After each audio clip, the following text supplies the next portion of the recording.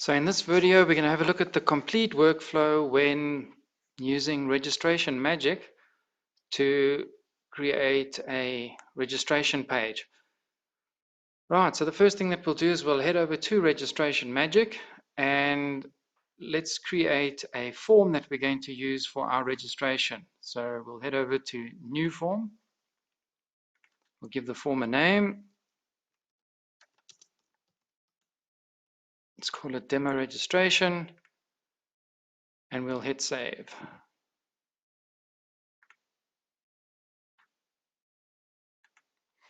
The form has been saved and now we can go and edit the fields.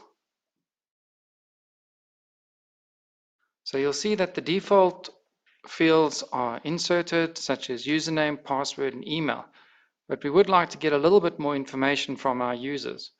We'll go to Add Field and you'll see we're going to look for some profile information such as first name, last name. We could look at a nickname. So we'll start then with first name.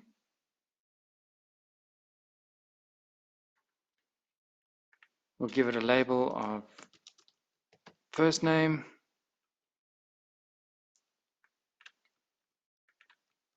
We'll copy the title to placeholder text. We won't put in any hover text.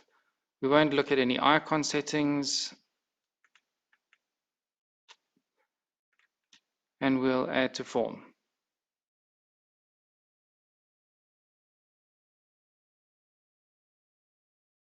Then we'll add a last name. So add field.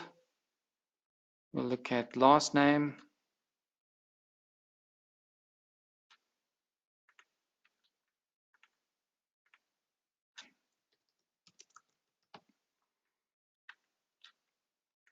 We'll add to form.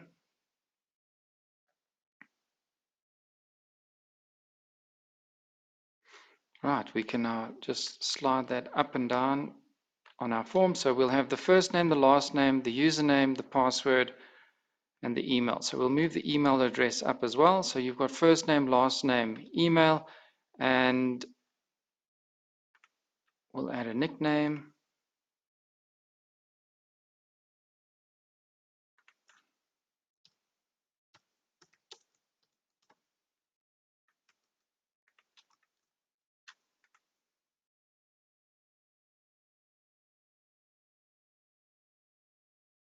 Right, so there we've added those fields to our sign up form. So let's just go and have a look again now at the first name. And as you can see, we have first name. Then we have some icon settings here. We haven't chosen to put in an icon. And then we also have some advanced settings. So in the advanced settings, you can set your CSS class attribute if you want to style this particular field in a different way. We have a maximum length offered.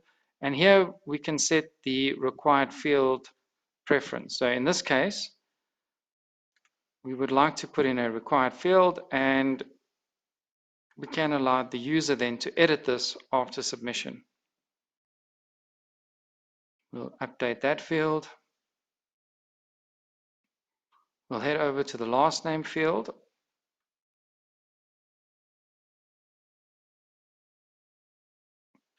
And we'll do the same. We'll make that a required field and also allow the user to edit after registration. And then finally, we'll look at the nickname, but we won't make that a required field. And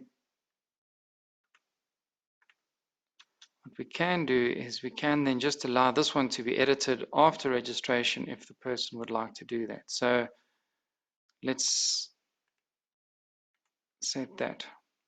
Right, so now we've set up a very basic form for a customer to use to register. So let's have a look and see what that looks like on the front end. And in order to do that, we need to get the shortcode for this particular form. One of the ways that we can do that now is to head over to our form dashboard.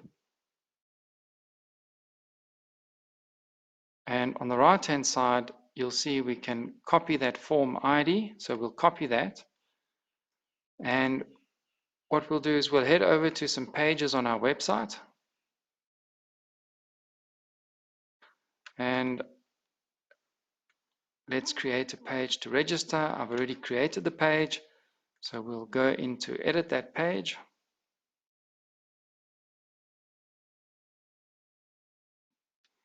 And to add to the page, we're just going to insert the short code. So let's go insert short code. We'll update that. And now we can go and view the page on the front end, and you'll see that our registration form is inserted on the page.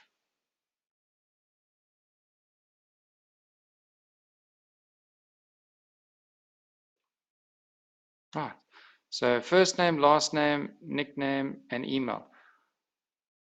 So I'm a registered user, and I did say that you could edit these fields even though you are registered. So in this case, I'm going to change my nickname to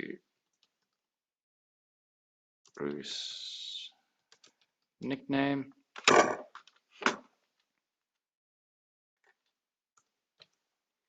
And submit.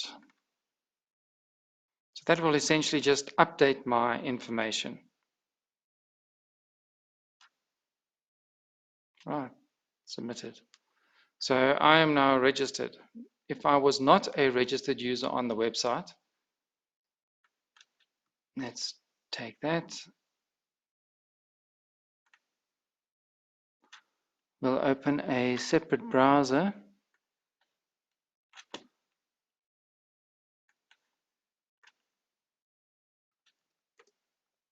And we'll go to the register page on the website. And you'll see that the registration form now includes first name, last name, nickname, email, username, and password, and the option then to confirm the password. And when we looked at it using the demo page, where I'm already registered, you'll see that it doesn't include my email. Well, it does include the email, but username and password is not included because I'm already logged in and a registered user, and I'm allowed to then edit these fields, which is why they allow me to edit. Right, so that would be the registration. Right, so let's go and have a look now and register as a user on the page where I'm not logged in.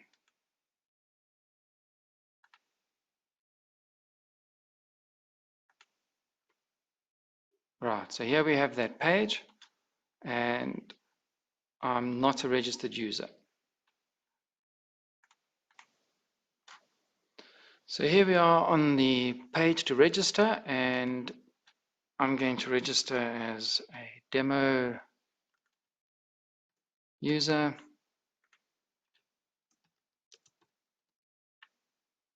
Let's make that one word.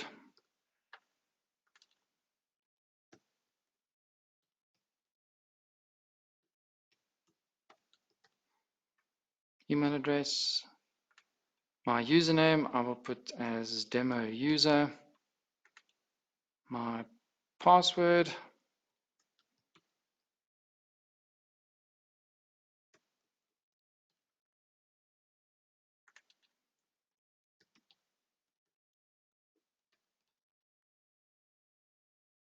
Right, and I submit the form.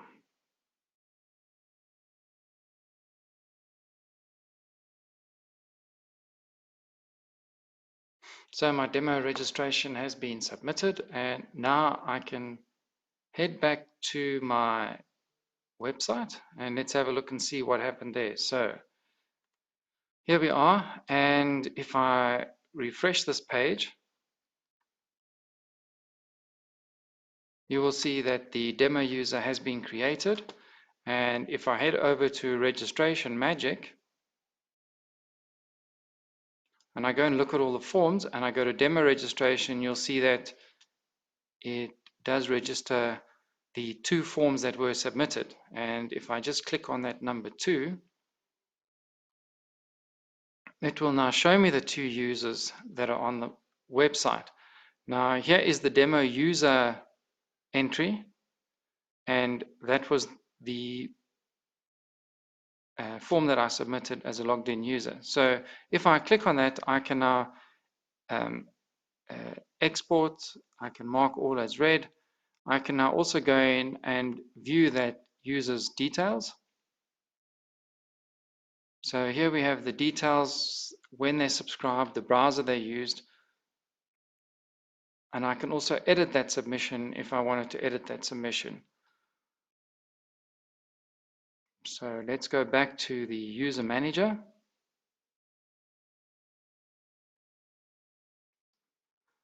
Right, so in the user manager now, you'll see that we have the demo user here that is registered, and if I click on that, I can now activate or deactivate the account. Now, we didn't put the workflow in for what happens to the user when they register. We just wanted to demonstrate a simple registration. So let's dig a little bit deeper to set up what happens to that user when they register. To do that, we head back to all forms, and we're going to go to the dashboard. And this is where the magic happens, where you can set up in far more detail what happens to that user. What you'll also see now is a graph, and that indicates the number of visits and the number of submissions of that registration form. Give you a little bit of insight into how many people consider registering and how many people actually do. So we did look at the fields manager and we did look at the design. So let's have a look at the general settings for people who then use this form to register. Right, so we've said that it's a demo registration is the name of the form, and the form type allow user to create a user account.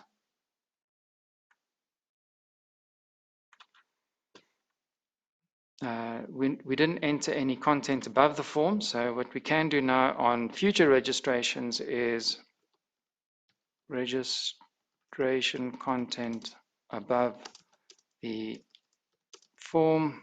So this could be good reasons to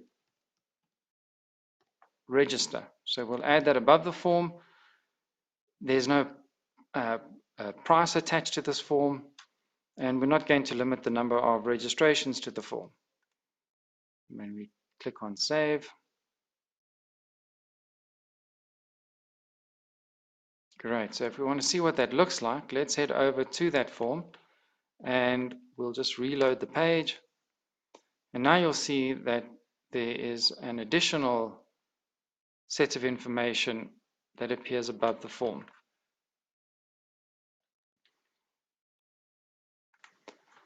Let's move on to the next section, which is the account section.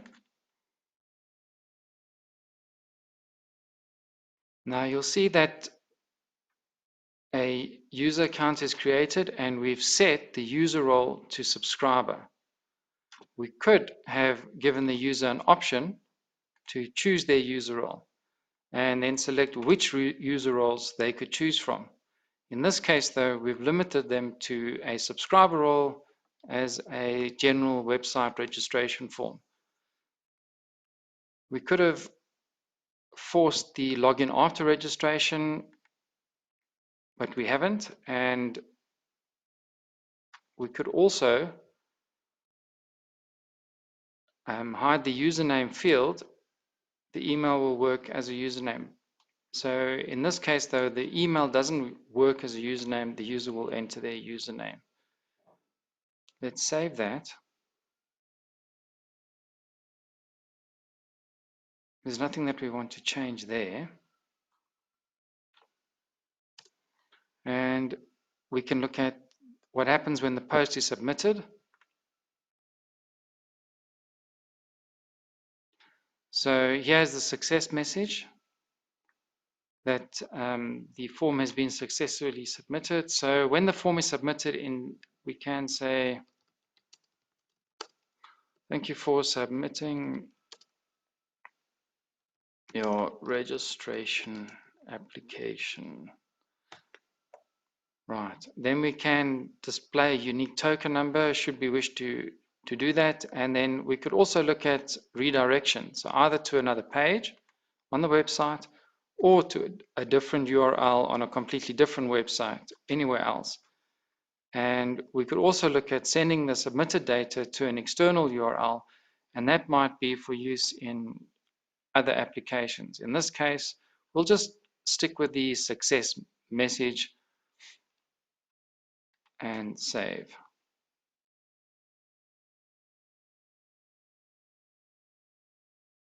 Right, so that is what happens when the post is submitted.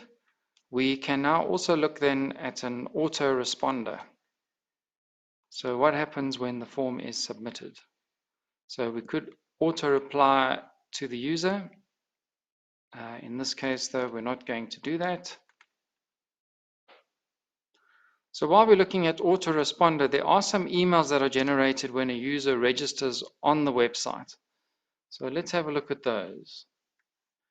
Here is the email that was sent to the user to say your account has successfully been created. You can now log in with the following credentials. And the username and password was emailed to the user. What also took place at the same time is that an email was sent to the admin of the website. And we can just take a quick look at that. So what that said is that a new user has registered on the website. That's the username, that's their email address. Please click on the button below to activate the user.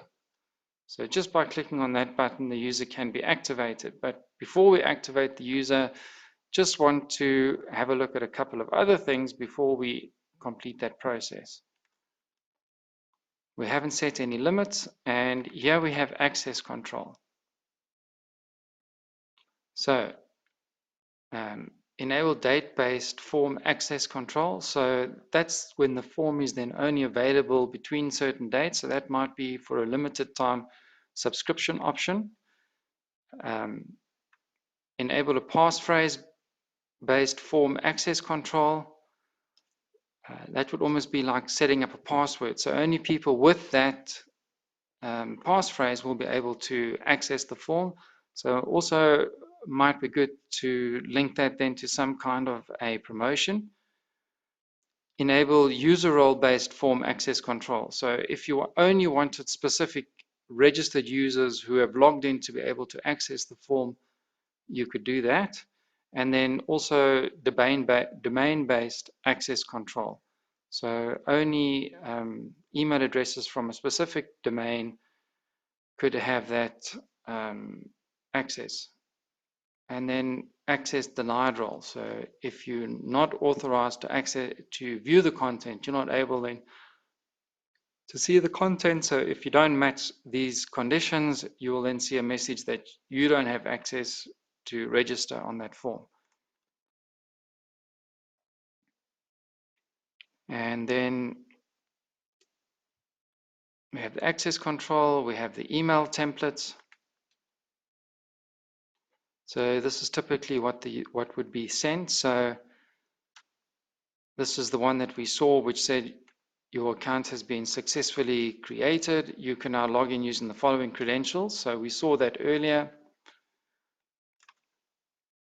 We have the subject for the email for verification if we were doing email verification. So if we said that the user needed to verify their email address before they could get access, so that just to eliminate spam submissions, then this would be the email address used. And here we have the user activation email subject. Thank you for registering with your site is now active. So you saw previously that we still need to go and verify that account for the user to have access to the website. And then the notification template for the admin. And you'll see here that this is the email that we received earlier, which would allow us to click on the link to activate the account. And if we scroll further down, the new submission email subject to the admin. So there's nothing that we need to do there. What's interesting here is that you can add a number of other fields to that which will give you a lot more information. But for our purposes, we can save that.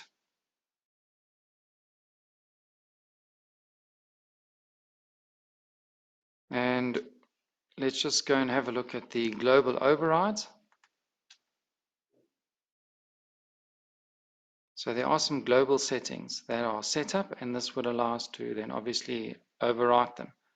Send notifications to, we could send an additional notification to a different email address other than the one that is set globally. Show the form limits above the form, there are no form limits. WordPress registration auto approval, yes or no. In our case, the approval is not auto because the admin would need to approve that registration. We haven't enabled reCAPTCHA, and we're not limiting to a device.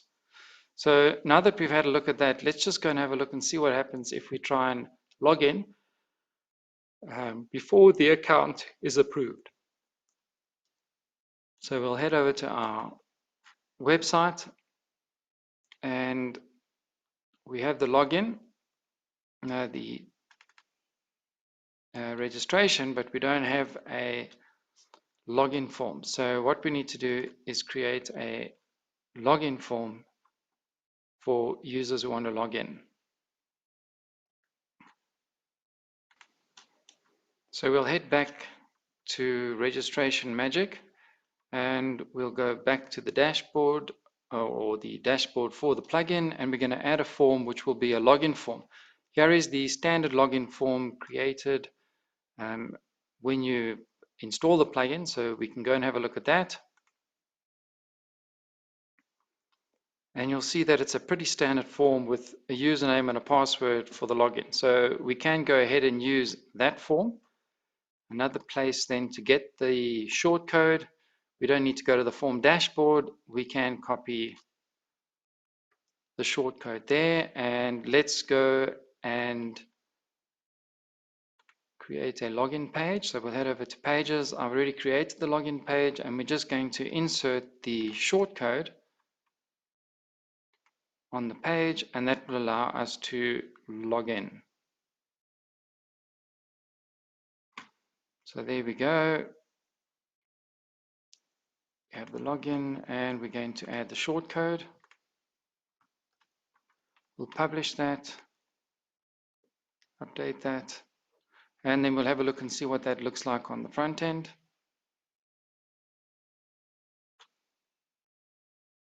Right, that has been created.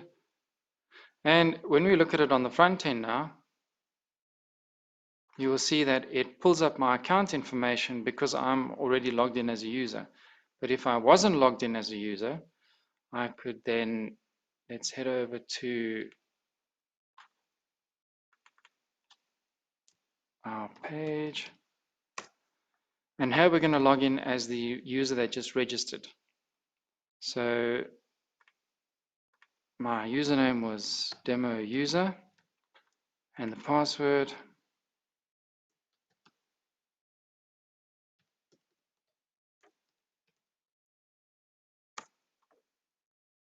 And we're going to log in.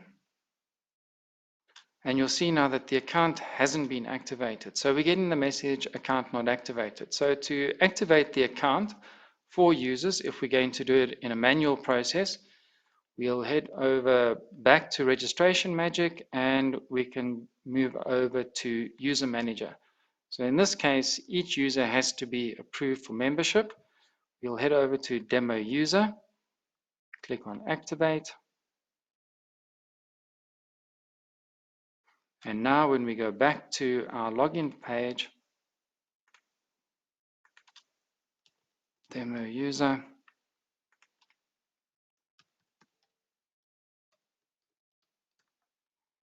and I log in, you will see that I can now log in and I'm a demo user and I can navigate over to my account. Right, so we just need to fix some formatting there, but let's go and have a look at how we set up that page properly.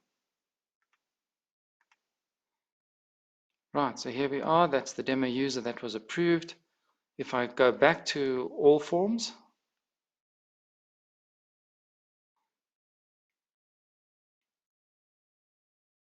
you'll see we have our login form and we still have it showing as the 2 that have registered. But now we want to look at the profile page with my information on.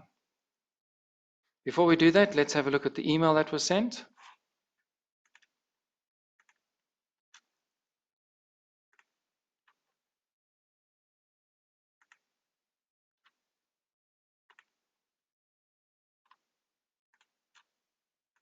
So here's the email that was received. Hi, thank you for registering with and the website. Your account is now active. Regards. And this is an email that we could style further to make it nicer for the user. So there we have the confirmation to the user that their account has now been approved. So we'll head back to RegistrationMagic.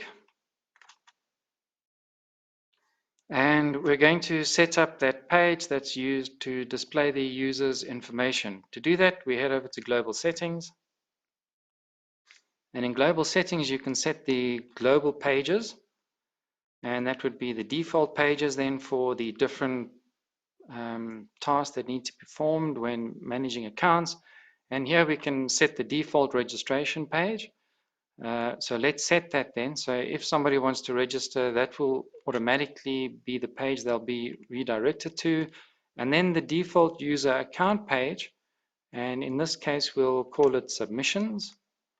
And we'll click on save. So those are the default settings that will be used now on the website. We head back to all forms.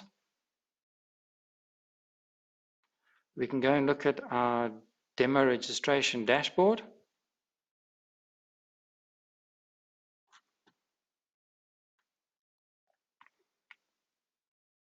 And everything looks in order. So let's go and have a look now at the user page again. So in fact, let's go and set up that user page first. So if we head over to that page and we go and look at submissions,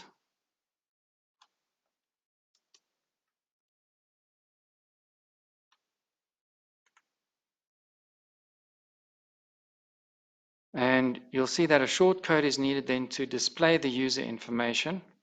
And this is a default short code, and it's RegistrationMagic front submissions. So we already have that installed on the page. So we can then go and view page.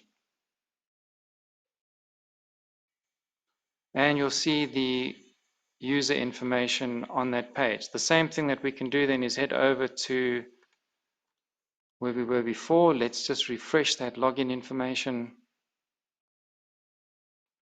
We'll head over to my account. And now you'll see that the my account information fits neatly on the page. And here we have my personal details. We then have the registration. So if we wanted to, we could open that. We could see the registration. Or we could go to registrations and we can download the information. Downloads it into a PDF.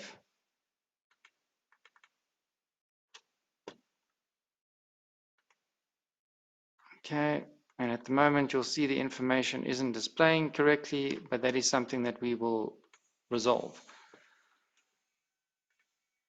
Then we have a payment history, but of course there are no payments. We have an inbox, and that's communication just to show that the account was activated. So that was communication from the website.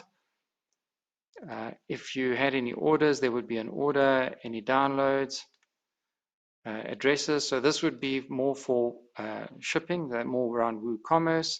And here we can reset the password if we need to reset it. Old password, new password, confirm new password.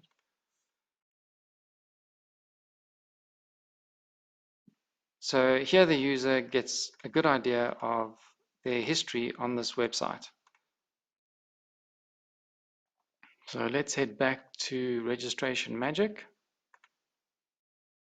because there is more that can be done within Registration Magic. But that would be the basic workflow for somebody who's registered on the website and they are now a registered user, and you would manually activate their account.